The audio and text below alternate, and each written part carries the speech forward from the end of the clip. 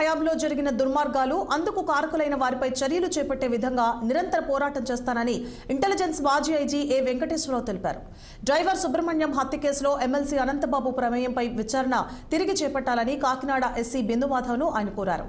MLC Anantha Babu దురాగతాలు ఎన్నో ఉన్నాయని, అలాగే కాకినాడ మాజీ ఎమ్మెల్యే ద్వారంపూడి చంద్రశేఖర్ రెడ్డి దుర్మార్గాలను కూడా బహిర్గత పరిచేందుకు విశ్రమించబోనని ఏబీ వెంకటేశ్వరరావు పేర్కొన్నారు.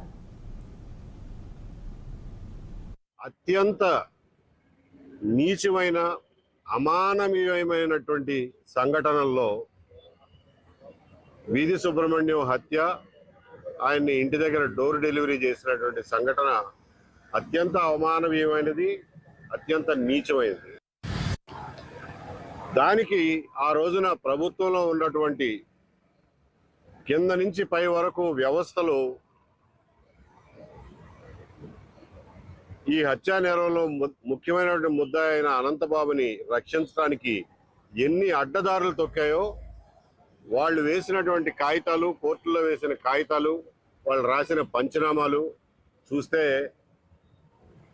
ట్రైనింగ్లో ఉన్న పోలీస్ ఆఫీసర్కైనా అర్థమైపోతుంది. ఎఫ్ఐఆర్ కట్టే దగ్గర నుంచి క్లియర్గా అన్ని దెబ్బలతో మనిషి శవమై పడుంటే దాన్ని అనుమానాస్పద మరణం 174 సిఆర్పిసి కింద కేసు రిజిస్టర్ చేశారు. అక్కడితో ఆగల. ఆ కేసుని పోస్ట్ మార్టం చేయించడానికి, ఎఫ్ఐఆర్ వేయటానికి, హత్యానేరం కింద కేసు నమోదు చేయడానికి కొన్ని వేల మంది 2 రోజుల పాటు ఆందోళనలు చేయాల్సి వచ్చిన పరిస్థితి ఆ రోజున మనం చూసాం.